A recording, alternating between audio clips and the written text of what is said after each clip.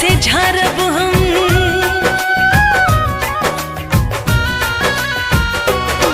हाँ जिंदगी में तोहरा से दूर कब जाइब ना, क्रिया खियाला कौनो वादा भुलाइब ना। सुख दुख बाटब